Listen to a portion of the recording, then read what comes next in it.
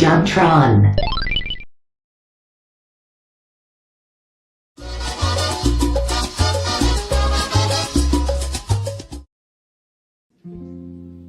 Like glass stained forever red is the mind that won't let go. But how do you forget a face? Especially one like that. I can't forget.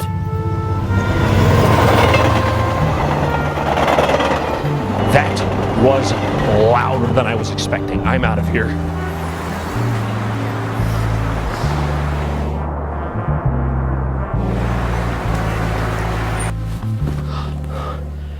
Oh my God, sir, this is amazing. How long have you had this? 1 million year. I'll take it. What is this movie? Dying's for fools. I am on a drug. It's called Charlie Sheen. Oh no. No, I know what this is. I thought they canned this thing over a decade ago. Well, sit tight, ladies and gentlemen, because we're about to have ourselves a food fight. This ill-fated film was the brainchild of Larry Kasanoff. It came out in the year 2012, and it features an all-star cast, including Charlie Sheen, Wayne Brady, Hilary Duff, Eva Longoria, and even Christopher Lloyd. There's only one catch here. The film was supposed to come out in 2003. In late 2002, all the film's files were reportedly stolen in what was quoted an act of industrial espionage. An entire movie right down the drain. At this point, some people would give up. They'd say, that's the breaking point. We tried, team. Good job. Round up next week. But not Larry Kasanoff. He was not one to accept defeat willingly. The next 10 years of this film's production cycle are shrouded in mystery, but one thing is known. They spent all of it trying to bring this film back to life like some sort of proverbial Frankenstein's monster. Perhaps it was because it just meant so much to them, or perhaps it was because they believed in it with hearts and minds. Or maybe it had something to do with them sinking $65 million into it. Ladies and gentlemen of planet Earth, you can't make this shit up. I introduce you to Food Fight, the worst animated film of all time. This movie takes place in your average American supermarket, dubbed Marketropolis Market. Oh, off to a good start already. Just closing up. Nothing much happens around here after dark. Now that is exactly what someone would say if something much does happen around here after dark. And much it does happen. After dark, the supermarket transforms into a city? I'm pretty sure that's what happens. You got a better answer? The first shot of this movie is just an unbroken, constant barrage of information. It's introducing all these characters, but none of them do or say anything significant. What's this? Who's this? Why is this happening? Oh, he's gone. Was that our main character? I guess he doesn't want to be here either. Maybe the main character is this terrifying dancing elephant, or this king frog, or maybe it's his farts, or maybe... Is that Mr. Clean? Did Mr. Clean just show up in my movie? Okay, let me get this straight. We are 2 minutes and 39 seconds into this movie. We haven't even seen the definitive main character yet, and Mr. Clean has already rolled up to the party, and they spent the joke about him getting dirty already. Come on. Oh, goddamn. How do I turn this shit off? How do I turn this shit off?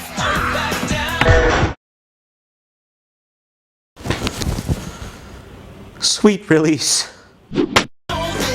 No! So here we finally meet our main character, Dex Dogtective, voiced by Charlie Sheen. Listen up, fat cat burglar. I'm giving you one last chance to hand him over before I cash in your coupons for you. So good to hear that voice coming out of that dog. It is you, the great Dex Detective, who's about to take a fall. If I had a raisin for every time I've heard that one. Honeybee, flower, mouse, cheese, dog, Raisins? I don't see anything wrong with that. Dex is a crime fighter, putting a roof on all the local acts of skullduggery and mischief. Here we see him working to thwart a catnapping. It's just you and me, fat cat. Now fork over the little guys and no one gets hurt. I'm gonna kill you. Wow. We're just gonna go right there? Is that so wrong? How do we even broach this? Son of a bitch is falling out of the sky like a goddamn sarcophagus. Light as a feather, stiff as a board. And he sticks the landing! That's the only 10 this movie's getting. Nah, no worries. You can do it. As long as you got me to help you. Did I mention me? Here we meet Dex's best friend, Daredevil Dan, a chocolate squirrel whose main character traits are broken motion capture and making Wayne Brady seem like he's not an actor. Relax, bro. We're talking about sunshine goodness. You could give her a crackerjack ring and she'd still say yes. What did they film this movie on? Microsoft Connect? Well, the food bank. This is. Am I dead yet? Eventually, we're introduced to the fact that Dex is dating this furry chick over here, voiced by Hilary Duff, and he's about to ask her to marry him. I just want to point out that this magical melon ball exists on the top layer of this reality at all times. Well, that's some good sweatshop CGI there. Oh god, there's something so unsettling about her character. I feel like I have to try to avoid her line of sight to be comfortable. Although it doesn't seem like that's gonna be too hard. So here's a little something I had to figure out for myself about this movie. That is essential to understanding the central concepts in this film. It is never directly referred to at all, not even once. You see, the characters all refer to themselves as Ikes, because they are all, in their own words, icons of a brand of grocery store product, which I guess would explain Mr. Clean from earlier. I don't know, maybe it's a coincidence, who knows. From now on, I'm gonna go by Jat. I'm not gonna tell you why, just figure it out, dick. So, before Dex can pop the question, Sunshine B's a total bitch and walks off into the sunset, even though it's completely obvious that he's about to pop the question. Don't worry. It ain't like it's the last time you're ever gonna see sunshine again. That's the last time we're seeing sunshine, isn't it?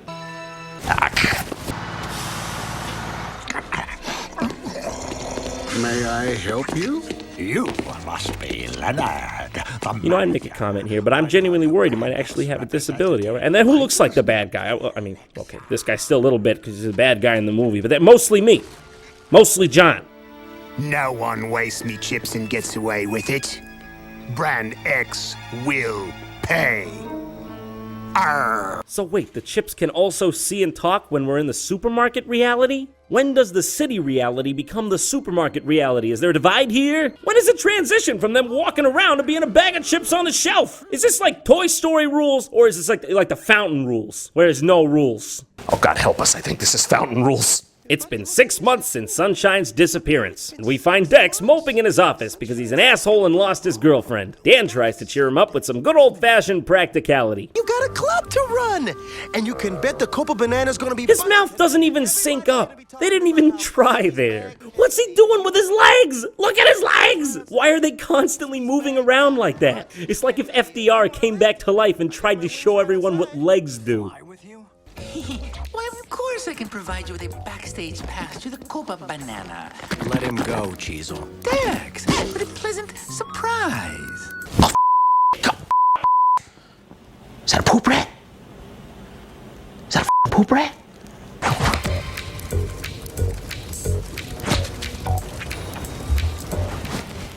What? What is it? Am I threatening you? You threatening me? Who's a threat here? You despise me, don't you? Bad touch, stranger danger. So, after a series of Orwellian horrors, we arrive at the Copa Banana, the talk of the town club that Dex runs. Oh yeah, and tits on a bird too, as well, also? Shot, close your eyes, it's inappropriate. You monster, let me see those melons. Now that is some dancing that's gonna get you laid, let me tell you about it.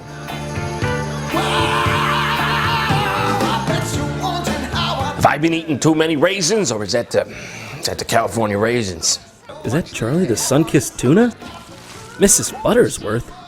Well, wait, Mr. Clean is back? This movie's just a giant product placement, isn't it? Wait a second, even on the front cover, the main characters are taking a back seat to the product placement. Oh my god, this is despicable! Is the only reason they finished this movie because they had the rights to all these identifiable brand names? Was it for the payout? Who would do something like that? That's despicable. Now, if you'll excuse me, I need to blow off some steam with my Hot or Not app. Where you can rate your friends, match up, and even chat. Peanut Butter Gamer, is he hot or not? Yeah, that's hot. Jacques, whew, baby, that's hot. Dinosaur Bones? Well, I don't know about that. They've been in the ground for a while. Not! Surely no one actually believed in this heaping molten mess, did they? We gotta move. It's not even really for kids. It's weirdly sexual and inappropriate in places it shouldn't even be. I'm looking for a guy about your height It warms my heart the way you love my raisins, tough guy. Even the Chiquita Banana Woman makes a passing comment about her boob milk. Do I look like the Dairy Queen to you? Well, that's just sick, lady. Well, don't bring that up here. There's kids in the audience. Hell, I'm an adult in the audience and I'm offended. Don't bring that trash here. Oh, mama. Look at this vixen here, voiced by Eva Longoria, whose dashing looks cause a stir in the club. FoodFight! We got one! We got one, ladies and gentlemen!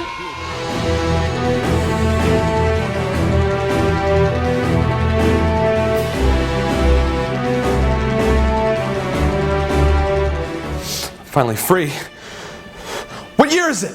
Well, it's 2014. Who are you, though? I've been trying to finish this movie for decades. You made it past the 20-minute mark? I can never get past the part where the squirrel shits out of his eyes. Mr. Clean, Mr. Clean. Quick, hide! He'll be coming for us! Oh God! It's him! It's him! No! That's what he does! He raises your level of cleanliness to impossible levels of upkeep! Banana split! Let's blow this popsicle stand! Kumquats! I don't know, whatever! Well, that just sort of happened to me. I mean, I didn't even participate in that.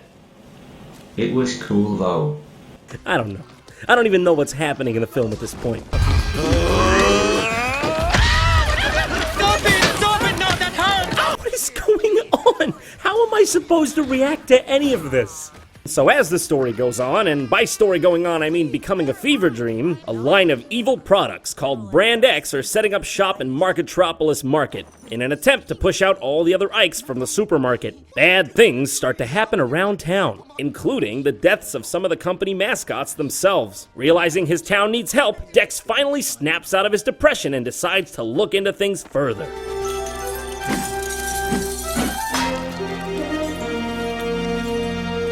I still got it.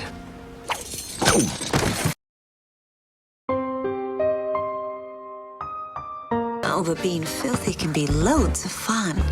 Don't you think so, Dex? There are some stains you can never wash out. For God's sakes, work on your aim. I want to know how you rubbed out all those Ikes last night.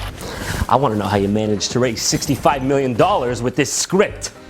What a surprise! We find out Eva's character has been running with the Brand X boys the whole time, and all she wants is Dex to join her in her evil plot for supermarket domination. Also, she's a Nazis and a Star Wars. What the f***? They're building an entire army of robotic exobites. What the hell is an exobite? The lore is rich in this world, let me tell you. They expect you to know the source material going in, alright? Study up, it's a matter of respect. So now it seems they've crossed from their supermarket world to the real world? I guess they could just mix and match this at will, like I said, as Fear and Loathing rules. There's no rules, come on! What is it today, Black Friday? Oh God! Oh God! Real world's horrible. Go back to the supermarket world. Miss me? I've made a huge mistake. Supermarket world's just as bad. So we're like halfway through this movie. I don't even understand how there's another half, by the way. And the confused writers are still throwing new characters at us out of the blue, such as this bat pervert who has the hots for chocolate people. Is that the enticing scent of rich, creamy chocolate? Are you chocolate? Are you made of chocolate? Really? So we're gonna fast forward a bit here. There are plenty of twists and turns, let me tell you, but we eventually end up at the climactic showdown between the Brand X guys and the Ikes. And what it ends up being is a 35-minute long, seriously, 35-minute long sequence of a grand-scale war between Brand X and the Ikes. Nay, not a war. Food! Fight! Oh, we're doing this again? Confetti saved up. Literally, this just goes on and on and on and on. It's just the same shot over and over and over of people falling over and over and over.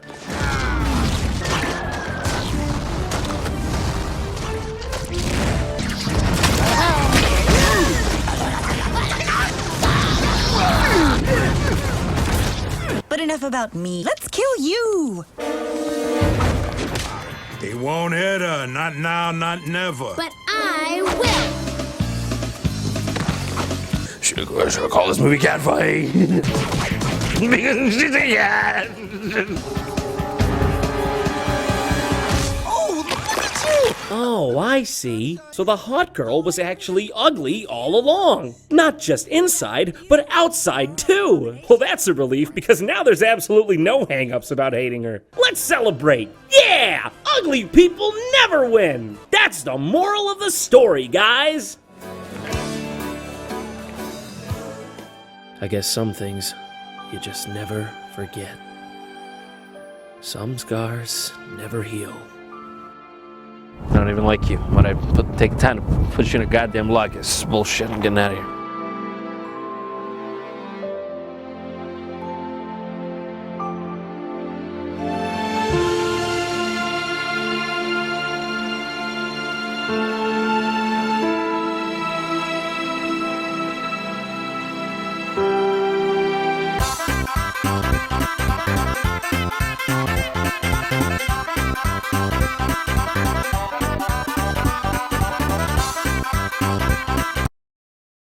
The best way to keep up with all your JonTron going-ons is to subscribe to the YouTube channel, like me on Facebook, and follow me on Twitter. Also, don't forget to check out the Hot or Not app by clicking the link in the description. Special thanks to Brennel Floss and Paul Ritchie for taking part in this video. If you want to see more of their stuff, click their annotations. And if you missed my last episode, you can see it right there. It's on Pirated Pokemon Games.